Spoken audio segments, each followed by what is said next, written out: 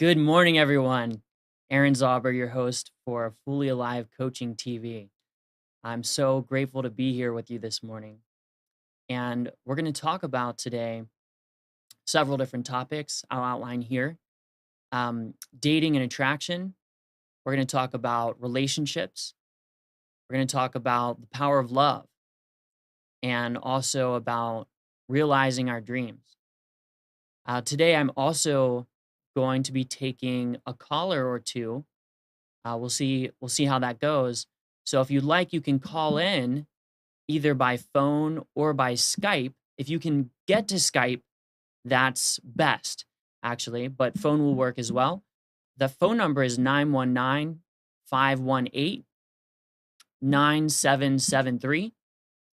And on Skype, that would be all one word, computers, the number 2K voice. So you can call in with questions as I'm talking here. And maybe we'll even do some live coaching. Maybe you just want to call in and say hi. So we'll do some of that. You can also email me at aaron@fullyalive.coach. Email me questions, comments, and I will talk about them in future shows. So I want to start off before I dive in. Today, this morning, I'm really proud of hitting a new milestone. I had 50 days in a row of meditating. And I just saw it on my little Insight Timer app. Maybe some of you even use this app. It's called Insight Timer, and it just keeps track. And it's like, hey, you reached a new milestone. I used to try meditating for years, and I would just dabble in it. I'd kind of make myself do it because I heard all these people talking about how beneficial it was. So I tried mindfulness. I'd try focusing on my breath, and I'd do 15, 20 minutes a day, sometimes even, several days in a row, or just on and off for weeks at a time. But it never really made a huge difference until I discovered somatic meditation. So I always, whenever I have the opportunity, I like to share this with people because that's when I really got it. And, 50 days in a row of meditating, you don't do that because you're just kind of making yourself do that. For my fellow practitioners out there, we meditate because we actually enjoy it, and it's actually giving us a lot of benefits.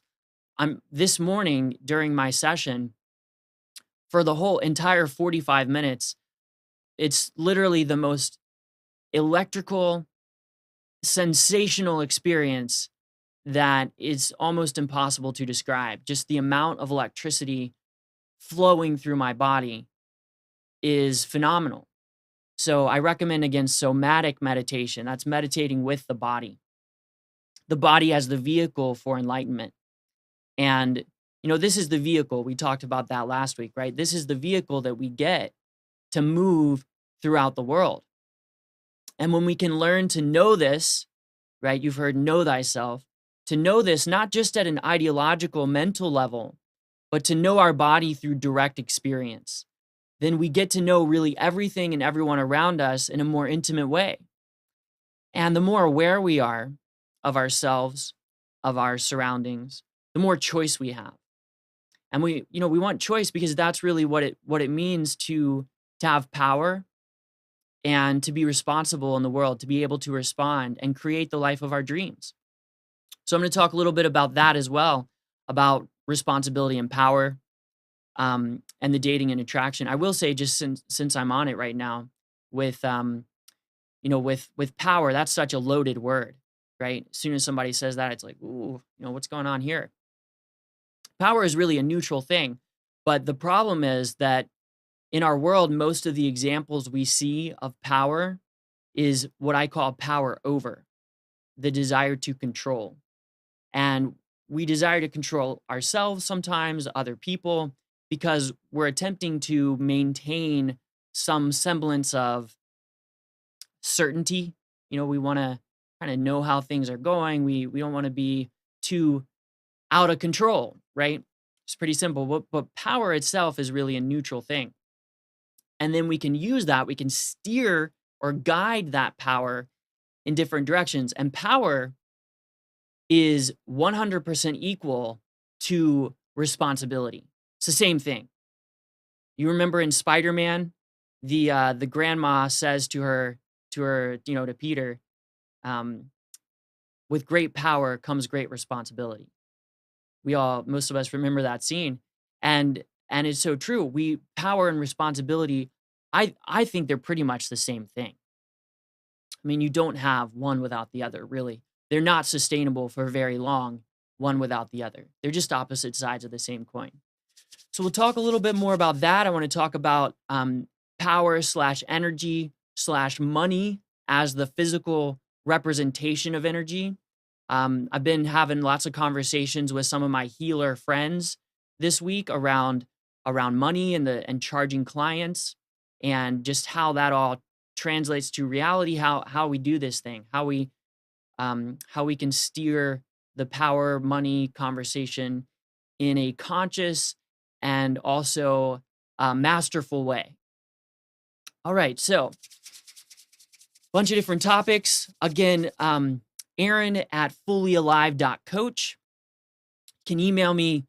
You can call in with Skype or phone, 919-518-9773, or one word, computers 2K voice. That's the number 2K voice, computers 2K voice on Skype.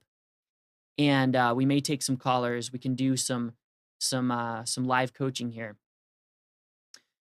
So I had a dream when I was a teenager. My dream was to have a girlfriend, and that was a real challenge for me. If you can imagine that, I would fall in love very deeply. Maybe it could be called obsession, a little bit more accurately than it could be called love. And I would just pine after these girls. I was 14, 16, 17, and for years, I would write songs on my guitar. Usually I would be friends with them, and we would even talk for like an hour a week.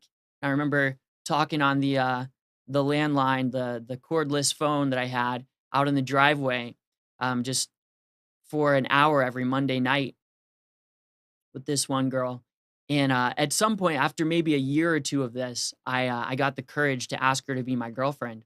I remember that moment, and she said no, and it was just so painful, so incredibly painful to feel that rejection. This thing that I wanted so badly, and I felt so deeply, and I didn't understand. It didn't make sense, and that happened. The same thing happened a few times as a teenager. And what I did in my late teens and early 20s is I subscribed to different newsletters online about dating tips and how to, I don't remember what I typed in. It was probably MSN or Yahoo search way back then. And I'd type in something like dating tips or how to get girls or some sort of rudimentary, I need help. And subscribe to a whole bunch of newsletters about that, and eventually started going out. I went out over 1,000 nights, sometimes 70 in a row, 120 in a row without missing a single day, approaching women, approaching people in bars and clubs, usually sober, trying to create a connection, trying to create attraction, trying to figure out how to do this thing. I had all this pain, and I just wanted a freaking girlfriend. Why was it so hard? So at some point, there was enough pain that I decided to do something about it. And so I just went out. I tried to, approach and see how it would go. Well, it turned out that over time, I was able to, first it started out with maybe a 30-second conversation. And I was proud of that.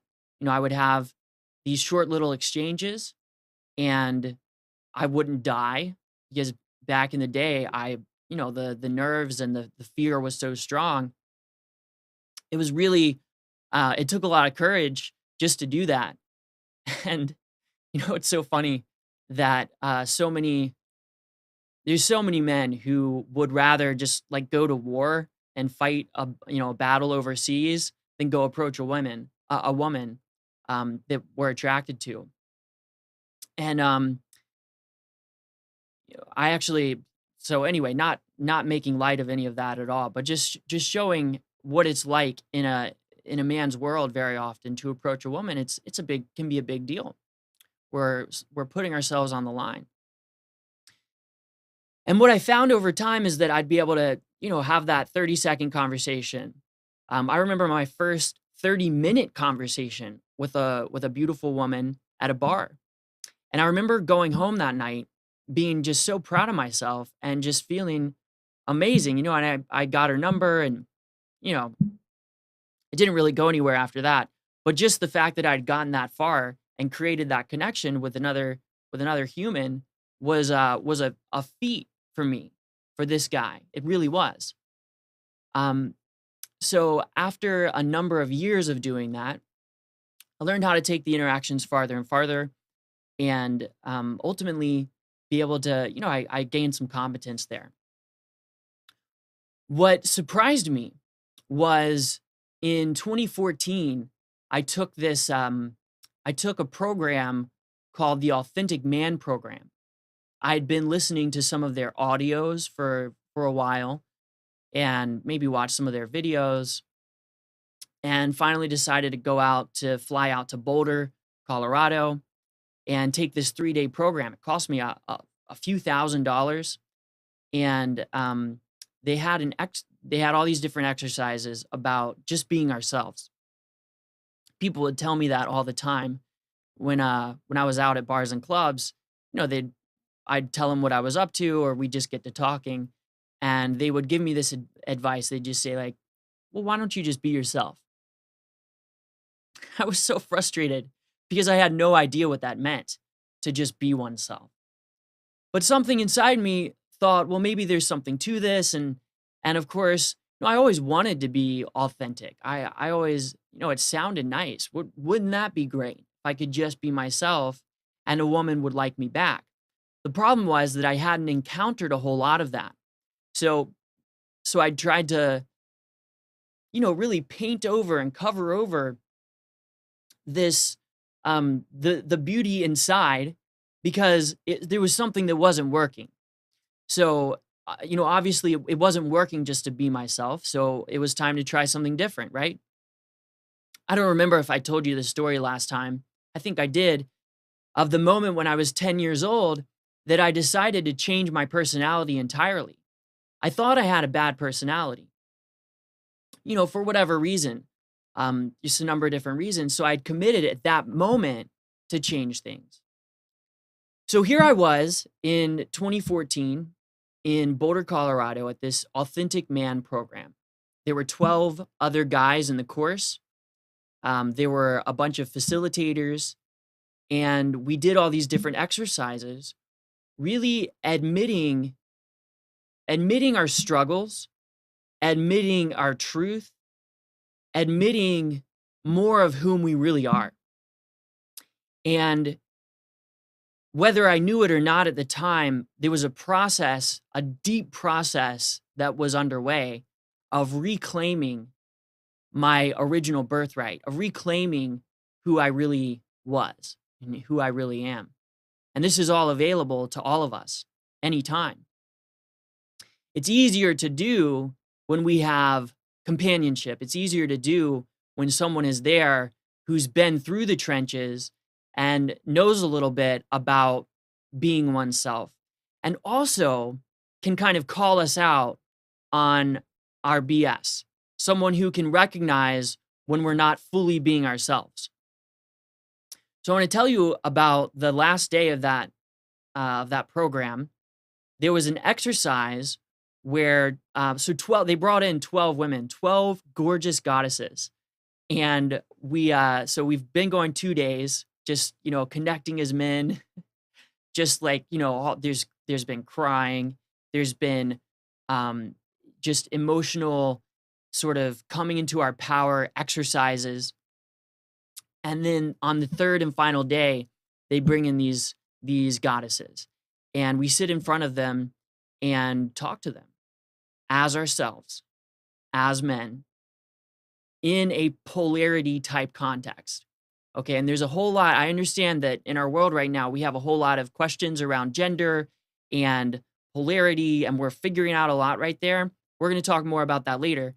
For now, in this context, we were voluntarily consenting to be in that context of masculine, feminine, embodied masculine, embodied feminine, in that context. There was an exercise where two women would sit on a sofa, on a little love seat, and the man would start. So there were some witnesses there. There were like three other men, a couple facilitators, another of the program takers. And then the man whose turn it was, he would stand in the corner of the room and he would just walk up slowly to these women, making eye contact, connecting, and then just stand in front of the women and just be there silently with them for a minute. And then the women would tell the man what it was like for them to be with him, how they felt in their bodies, what kinds of emotions came up for them, what their sense was of being with that man. So when it came my turn to do this, I walk up, I start from the corner of the room and stand in front of these beautiful, very aware women. And they say, one of them says, you know what, it seems like you want everything to be so sparkly and shiny and positive.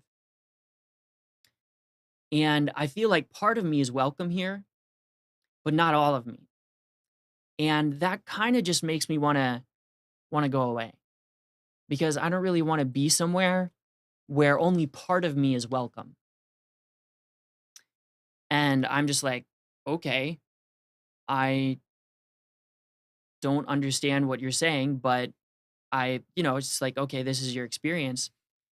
After talking longer with these women, it turned out that they started almost yelling at me, that they wanted to feel my anger. And I didn't even really understand what they were talking about. They're like basically telling me, you have a lot of anger and you're not expressing it. I had committed so firmly to always being positive, to always staying in my light, and to always being in that sparkly, shiny place of, again, of positivity, of upward emotions, that I was not even conscious that I was angry. I had no idea.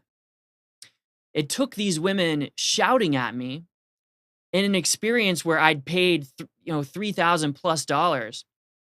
And this woman was saying, as if she was talking to someone through a wall, because she basically was, she said, I want to feel your anger. And she was talking just like that, like in a very, measured way. And there was this moment where I was like, okay, I think I get it. And I tapped into it a little bit, and I'm looking her in the eye, and I said, okay, wow, I'm angry. In fact, I hate you right now. I hate you. And I started, and I got into this, and it took me about 5 seconds of that. And I was sobbing on the floor for 10 minutes. And all this hate and anger and grief underneath it started coming to the surface. And it was strong. And I had been maintaining all that, holding all that down for so long, and I didn't even know it. And what I found is that, so just to finish out the story, so I come to, I'm just barely back in my body and barely back in reality. and the colors are all kind of different, and I'm like seeing lines of energy on her face, and I'm like, "Whoa, like where am I?" And and the response that they're having to me is completely changed, by the way. I thought they'd probably run away, but instead they're actually like really there for me. They're like wanting to hold me. They're wanting to like hold my hands and like be there with me. And it's a very confusing time. And I feel kind of averse. I'm like I felt too vulnerable. It was just so much. And so what I found from that moment all the way to this moment, there's been a lot that's happened between now and then. This was about, gosh, I guess just 4 years ago. It feels like four lifetimes ago. So what I found is that these emotions that we keep repressed, we keep under the surface, that we're not even aware of. Um, it takes a lot of energy to keep those down. And the problem with this, see the beauty, what we're trying to do here, the intentions are perfect. The intentions are we want to be positive. We want to make a decision to have a beautiful experience, right? As I hear some coaches talk about, we want to stay in the light. But the problem with that is the amount of energy it takes to avoid the darkness is not serving us. And where we get a little twisted and a little confused is that we think the darkness can harm us. And I'd say like let's get help. Let's talk to somebody who can help us, who can hold us in those dark places. But more and more, the more that I allow for reality to be as it really is, the more that, so when I'm with my partner now and she's feeling something, um, she's feeling some sort of sadness, she's feeling some sort of frustration. The more that I can just be there with her in an open way, without judging, without avoiding, also without really kind of grasping onto it too much, but just that open presence. That's love. That's love. It's different from, we have this culture sometimes that I call the good vibes only culture. Man, it's a positive intention. Like it feels so good to be up. It feels so good. But this good vibes only culture is killing us.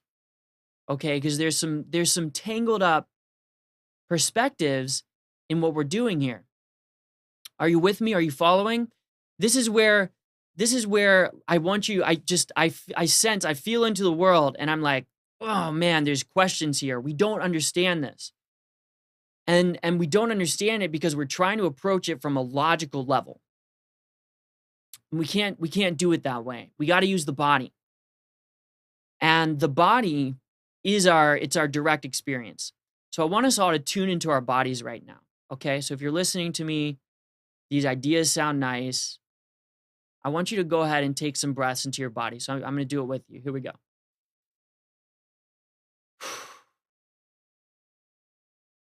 Just do it with me now. Just feel your body. That's all it takes. Just notice your feet.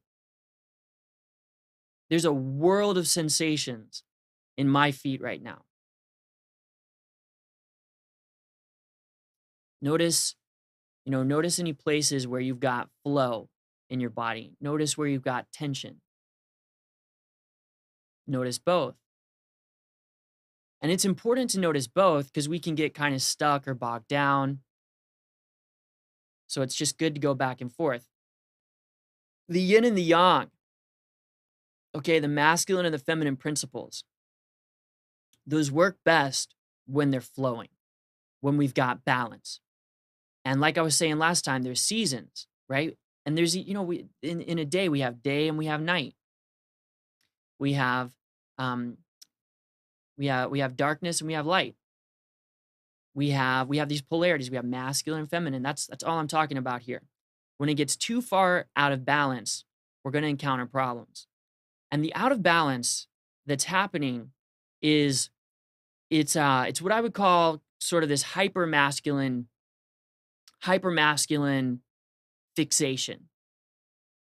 And and we can and I see already a lot of the pushback. When we go too far to one side, we start to push back into the dangers that we're going to go too far into a hyper feminization. We need both. My theory is that there's no divine feminine without the divine masculine to balance it out. I mean, if we're going to talk about feminine, there is no feminine without masculine. There is no darkness without light. So why would, we don't need to think about, the divine feminine taking over the world, or, it's men who are messing up everything. There's some of these ideas that they're very understandable from one sense, because we're pushing back on these old paradigms. But on the other hand, let's be careful not to go too far into, just swinging the pendulum the other way. Because there's just danger on the other side, a different type of danger. So the pendulum that I'm seeing that mostly we're in is we're trying to control reality. Okay, here's the false masculine. We're trying to make it positive all the time. We're trying to make it light all the time, right? You can see it all around us. The world is a reflection of us, okay, and of our beliefs, of our internal reality. That's what this outside is a reflection of. And we can see the lights all around us. We got the artificial lights. And you go into a big box store, and we've got this intense blue spectrum of light that I would call junk lighting. It's just like that, high fructose corn syrup. We're like, we want it to be sweet, right? We're like, oh, we want life to be sweet. So what do? We go and we say, let's make something 100 times sweeter than sugar, and then let's put it in our candy with a whole bunch of artificial coloring so it can be shiny and bright. You see what I'm talking about now? See how we take something seemingly good, and then we say everything, all that, all the time, positive, lightness, a beautiful decision all the time. And what we forget is that there's another side to that. And the other side that I'm talking about here is presence in our bodies. And the benefit for this, when we practice this, okay, because this is a practice, we do it every day in as many moments as we can, and we practice being with our bodies. When we are truly with our bodies, we are truly able to be with another person in relationship. The reason why these women in this Authentic Man program didn't think that I wanted to be with all of them is because I didn't want to be with all of me. I didn't want to be with all of me because it was painful, right? So life, what are the truths from Buddhism? Life is pain. Life is suffering. We create more pain by trying to avoid it. Now we have a chance to be free from pain if we choose to turn towards it. That's it. That's essentially it in a nutshell. And we can turn towards it by practicing presence in our body. And that just means being with it, taking moments every day, maybe a couple times a day, to be with it. When we think, here's another simple example to help you understand. When we encounter a person that we don't like, does that, think about the last time that think about somebody in your community that maybe you don't like them so much, right? It's easier to be with other people than it is to be with them, is essentially what's going on, right? Now, here's what's really happening. I'm going to go a little bit granular on you. When you are in connection with that person, something happens in your body. Some sensation, some idea occurs to you. And what's really happening is you don't like what's happening in your body when you're in connection with that person. And it's not even so much that you don't like that person, it's much more that you don't like what's happening in your body, okay? Probably because it's painful, right? Probably because there's a good reason. It hurts. It hurts, man. So so the practice, the opportunity here is to be with that. And that's the power of love. When we practice being with it, we are practicing loving ourselves, right? Because again, that experience is happening here. And we want to love ourselves. Y'all are about self-love, right? If you're listening to me, you're about self-love. I know you are. Maybe some of you, maybe we're all here at different parts of the journey in our practice of self-love. Every one of us. And when I say self-love, even that can go too far, right? Everything sort of has its paradoxical counterpart. Sometimes I know that some people, when they hear the phrase self-love, they think narcissism, right? So that's not really self-love though, is it? Because again, what is love? Love is pure presence. Love is the capacity to be with reality as it truly is. And it's a deep hole. Aravinda Himadra, in his book, Immortal Self, he says, I think it's in the dedication, that there's a magic within you which you may have barely even begun to explore. And, I feel that every day. The people that are coming into my life right now and the level of depth that they have, the level of exploration they've achieved in themselves, their capacity to be with reality as it really is it's so big. It's so exciting because here's the opportunity, right? Because when we truly love this body and this experience, then what can hurt us? What nothing can really bring us down in a permanent way. Okay, so some practical tips. Talked a little bit about dating and attraction there. I want to talk a little bit about. I was just talking with somebody about. She wants a partner. She's like, I see my friends all have boyfriends, but where's my boyfriend? Where's my husband? Where's my man? And my sense was that she's holding on, she's grasping to her dream of having a partner. So this is where we can apply all this practically.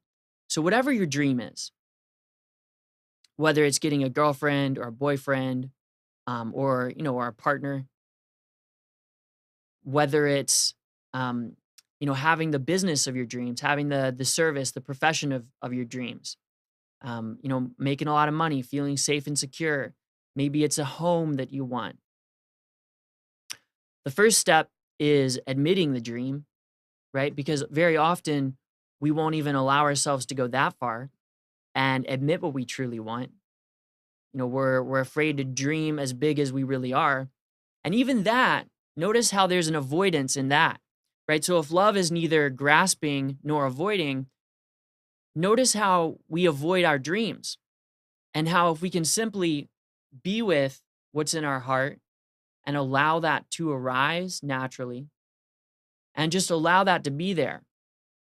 I think that this idea in Buddhism of ending desire has been taken too far in many ways. And people are attached to ending desire. And it's counterproductive because desires and dreams they can just arise naturally. And if we're like, oh, I need to end that, then we might miss out on this beautiful story that we can create. And we're missing out on a lot. So first off, allow that dream to arise. Allow that perfect partner, allow that beautiful partner dream to come up. What do they look like? What type of house do you live in? What do you do with them every day? This is one thing about dreams that I've noticed is sometimes when we talk to people about, or when I talk to clients and people about their dreams, they they don't really, what's going to help them the most is thinking about the daily experience. Because after we get the toys, we get the jet ski or the boat or the house or, the dream partner or whatever it is, then what? What happens after that? Oh, happily ever after and the curtains close? No, not in reality.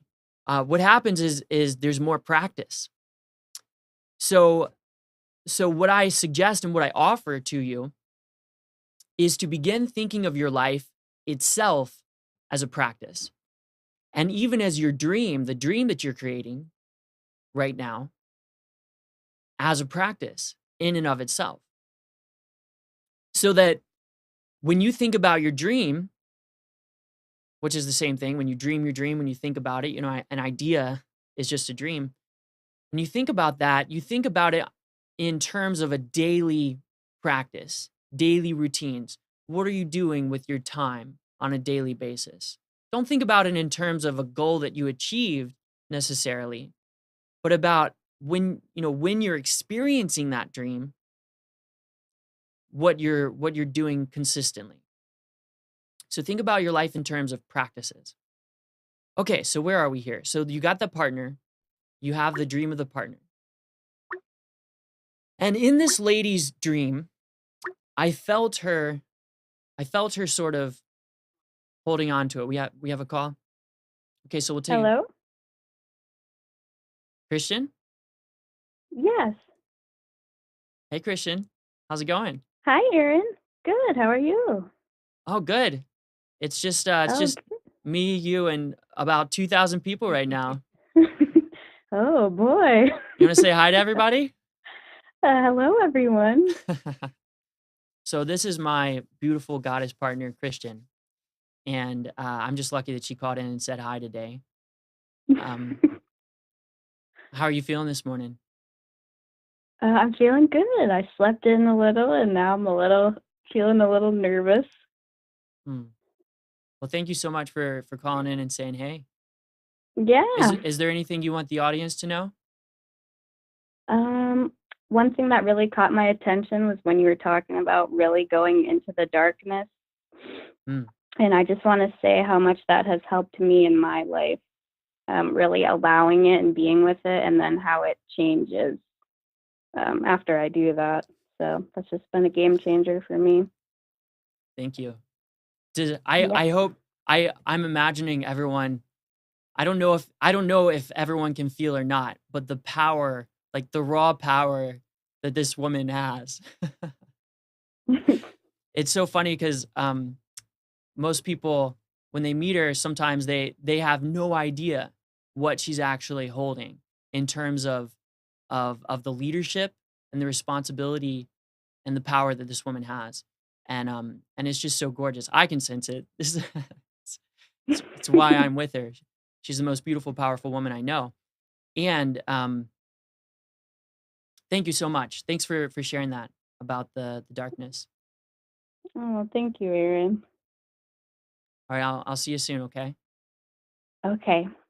All right. Bye. Bye bye.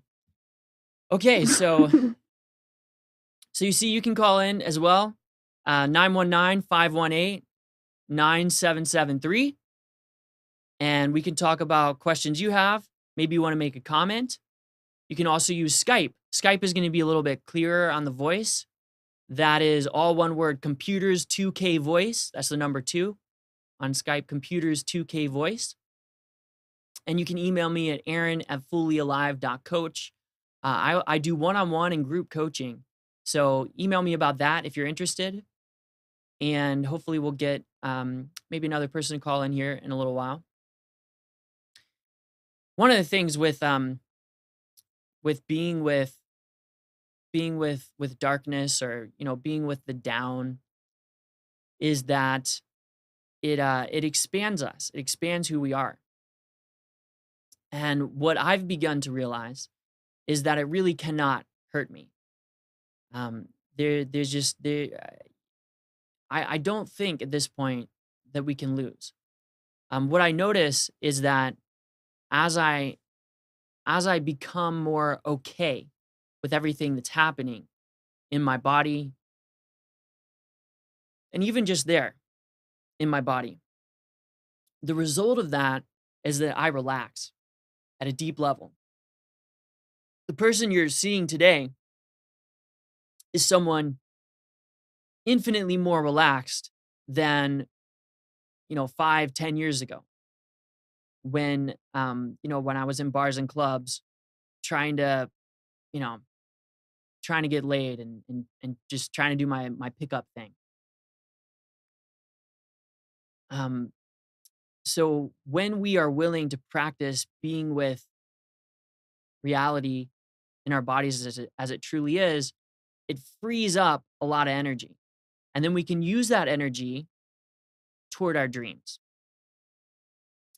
Now, I want you to consider that the circumstances in your life, whether you have a partner or whether or not it's difficult with your partner right now, whatever's going on, and we'll just keep it simple right there. So let's say in partnership, I want you to consider that those circumstances are a reflection of your desire and of your capacity to be with what's going on. And that there's a reason why you either don't have a partner or why there's struggles in your partnerships. And I want you to consider that those are 100% for you. Those circumstances are happening for you, and that they're the exact circumstances you need in order to become the person you're really meant to be. Or that is to say, in order to let go of those parts of yourself that you no longer need. This lady, as she's telling me about her partner, I felt the grasping, felt the clinging. She's like, why don't I have a boyfriend? Why don't I have a partner yet? I don't remember the exact word she used. And there's something about her circumstances, something in her body and her reality that she's resisting. There's an ancient Taoist saying, what you resist persists. And it's just a Zen with just conundrum. It's tough. It's tough to be with all that because it's like, the very thing that we want the most, because of our grasping onto it, because we want it so bad, our desperation, it stops us from getting it. What needs to happen is we need to learn to appreciate our circumstances in order to allow for the next thing to happen. And that includes opening to the pain. Now, I want to take a moment to talk about the pain because that's our word for it. And that has a negative connotation. What I've noticed, the more that I delve into this, so I cry usually mostly every day now. I don't really even keep track, but most days I just cry a little bit, cry a lot. I don't know, 3 times a day. Um, Maybe I won't cry during a day. And what's happening is sometimes while I'm crying, I'll start laughing. And literally this pain is like that's not even the right word for it. A better term for it is simply high sensation. Okay, it's feeling a lot. There's a lot going on. And what I propose is that for this lady, as the example, in her desperation to find the partner, she's running away from an intense sensation inside of her. Maybe she's afraid of truly feeling alone. So she's clinging on. She has this reason to not be with that, not be with that sensation. When she eventually gives that up, lets it go and says, you know what? It's okay that I don't have a partner. I can be with that. And maybe it still hurts, stings a little bit, but when she can accept this is how it is right now, and that's okay. And that's the key word. I don't even try to get people to go into gratefulness before they're ready. But if we can just get to the point where we're okay with what's happening, where we're no longer resisting the circumstance in our lives, we're going to see some big changes take place, because that slowing down gives us an opportunity to really be with reality. And those emotions that we're feeling, those are for us. That's the fuel. And I have this catchphrase, pain into power. I say, well, first of all, I'm an energy and relationship coach. I help people in complicated relationships turn their pain into power. What I mean by that is we've got these circumstances in our lives on the outside, and those are reflecting circumstances on the inside. Those are reflecting our current experience on the inside. The opportunity is to shine the beautiful light of our awareness a little bit at a time in a practice on our bodies, okay, on that experience. Because when I want that partner on the outside, what's happening on the inside? I mean, just feel into that. It's like, oh, it's just, there's some sort of tension, right? And that's going to create the corresponding circumstance outside of me. That's just how it works here. It's, as within, so without, as above, so below. So if instead of continuing to focus on the outside circumstance or focusing on, why don't I have that thing that I want, I suggest turn your focus inwards, turn your attention inwards with compassion and patience, and be with what it's like for you to be wanting that circumstance, the money that you want in your profession, the partner that you want, the career you want, the house you want, the dream that you want. Okay? And practice being with it in that beautiful way that you're neither grasping on nor denying that you actually want it, but just really allowing it to be there. And that's power. The real power is pure presence. Because nothing can penetrate that. Nothing can take that down. Presence is the primal fundamental thing that exists before any of that trying to control constructs. And you can cultivate that and you can practice that. The darkness is not more powerful than the light. When you're in a dark room and you flip on the light switch, what happens? The darkness doesn't stand a chance. So I use the darkness sort of as a metaphor for the places in ourselves that are maybe stuck, that are clinging on. And what, again, the opportunity is to let that go. I used to get frustrated when people would say, let it go, because I didn't know how to do it in practice. Sometimes we need help. Sometimes we need someone to listen. We need someone to hold that polarity of presence for us as we dive into the well. So this is not something that we have to do on our own, nor that we necessarily even can do on our own. It can definitely catalyze the process to have somebody who's been there to help. So one thing in a partnership, what I see is um, the circumstances get tough, and I want to give you a practical tip for navigating that that's helped me so much. And that is owning your experience. That's what we'll call it here. So when you're in a partnership and it's harder than you want it to be, right? First of all, there's the resistance right there, right? Yeah, I don't really want this situation, even though it's here. This is what's happening. Um, when we're in those circumstances, here's a tool. Owning your experience comes down to not blaming the other person for what you feel. So, an example of that would be saying, um, you when you didn't take out the trash, when you didn't take out the trash, you made me angry.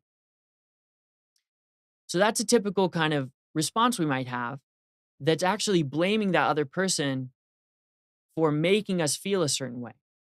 When in reality, we can have we can take responsibility for how we feel, and we can do that with language.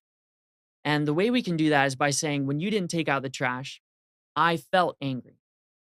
So what that does is it acknowledges the reality that's happening, but it doesn't blame the other person as if they are in charge of your experience. Okay? Because when it comes down to it, if we want to be powerful in our lives, then we must take responsibility. And if we're blaming someone for making us feel a certain way, then we're giving away our responsibility slash power, right? Everybody, we talk about empowerment. That's a big topic right now in the world. And empowerment's a beautiful thing. Empowerment comes from the inside. You can even hear it. Empowerment, like enlightenment. It comes from the inside. It's not going to come from outside of ourselves.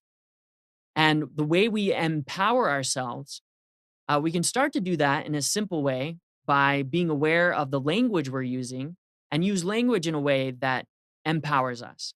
Okay. So again, empowerment and responsibility, they're basically the same thing. When you did X or when you said X, I felt Y. So what's that doing? That's one, it's being honest about what's actually happening. And there's power in honesty and vulnerability. That's what it means to be a powerful human, is to be vulnerable. Okay? Because true power, it's not power over, it's presence, honesty. This is what's happening. You said X, I felt Y, or I feel Y, right? So there's the formula. You might want to write that down. When you said X, I felt Y. So next time maybe you're in an argument, instead of blaming them for making you feel a certain way, recognize that you have influence over your state, over your emotions. And not that it's bad, not that it's bad to feel any of these things, by the way. We do that a lot, right? We shame each other for feeling something intense. Why do we do that? Why do we shame each other for feeling intense things? Why would we do that? Well, oh man, that's a big one. I think it's because there's a lot of power in in our expression of intensity. And there's a part of us that wants to control. It wants to sort of keep each other down, like crabs in a bucket. When crabs try to crawl out of a bucket, you put a bunch of crabs in a bucket, one of them's trying to crawl out over the edge. What happens? It can't get out because the other crabs are inside pulling it down. And we try to do that with each other a lot of times in an unconscious way because, well, we're afraid of our own power. Okay, someone who really owns their own power wants other people to be powerful too, right?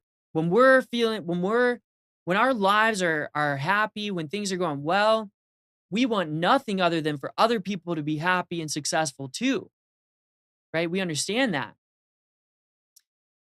It's those parts of us that surface in intense situations that we have an opportunity to see where we might shame each other or try to shame each other, right? Because there's, again, notice the subtle ability to blame. Oh, you're shaming me.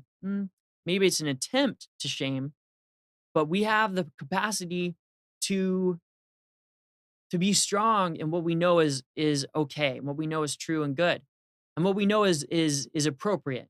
Because anger may be an appropriate response. It may or may not, but it may be.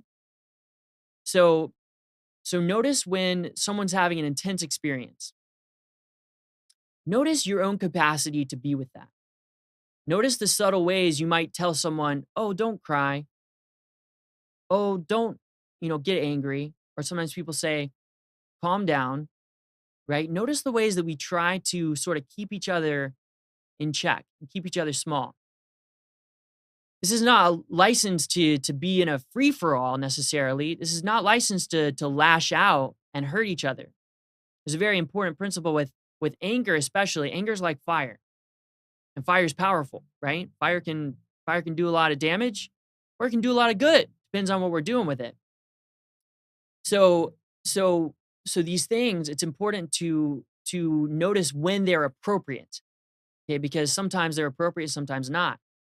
What we try to do in our lives, though, is we try to keep everything in check so much, and we don't even allow ourselves opportunities to practice being with fire, or with sadness, or with shame or grief, or darkness. We don't allow ourselves that much needed opportunity. So then what happens? Well, then when our anger does come out, it's a volcano, and we have um, very little influence at that point. It's just gonna go out and explode. So what we've got to learn to do, if we want to be on in our lives, and if we want to have presence for our partners, is we want to learn, we want to practice making space for ourselves. Because again, it's really all happening right here. Whatever you're experiencing out here, as much as we want to blame it on outside circumstances, it's happening in here. There's something going on in here. And these outside circumstances, no matter how much it hurts, and I know it can hurt sometimes, we can choose to look at these circumstances as opportunities to be with ourselves in a new way. So we can choose to respond, to take responsibility in a powerful way by being with it, by being curious, by having approval and appreciation, by practicing being with all that. What a gift, right? What a gift to truly love ourselves. Every experience that's happening within. What a gift for ourselves, and what a gift for everyone around us. So I'm coming here. I've got just a couple minutes to wrap up. I want to say a few more words on this, but I hope you've gotten some stuff today. I know I've jumped around a little bit, and if you have questions, email me at aaron@fullyalive.coach. You can go to www.fullyalive.coach as well, and that's my website there. And let me know any questions that you have, any comments you have, what you are getting, or maybe I'm sharing these ideas with you, and that's all they are to you. And you're like, well, that sounds nice, Aaron. All this talk about the power of love, it sounds good, but you don't know my partner. You don't know my circumstances, right? So let me know what those are, because I want to talk about those. Maybe we can have you on a call, it's just voice, by the way. We can just have a voice call. Even change your name if you don't want it to. You can give me a fake name. That's fine. But that would be really a gift for me here and for everyone if we can do some live coaching. None of this has been coaching. Coaching is very different. This is a talk about love and dating and attraction. And here we are, just exploring consciousness and exploring what it means to be human and to experience everything that we do in this vehicle. It's a real challenge, and it's a real opportunity at the same time. And you can have more power in your life. You can feel more love. You can have the circumstances that you're really looking for.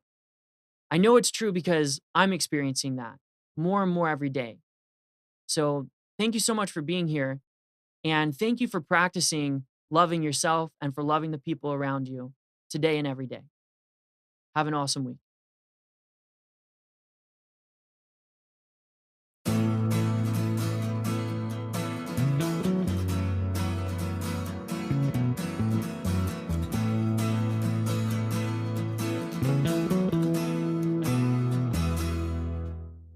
You are tuned to the Nissan Communications Network. If you tuned in too late, you can always watch each program in its entirety or download an MP3 audio file of it in the archives section at nissancommunications.com. Don't forget to subscribe to our YouTube channel, follow us on Twitter, and like us on Facebook. Sponsored by Telestream's Wirecast software, StreamingGear.com, Carolina Apparel, and DeltaForce.net.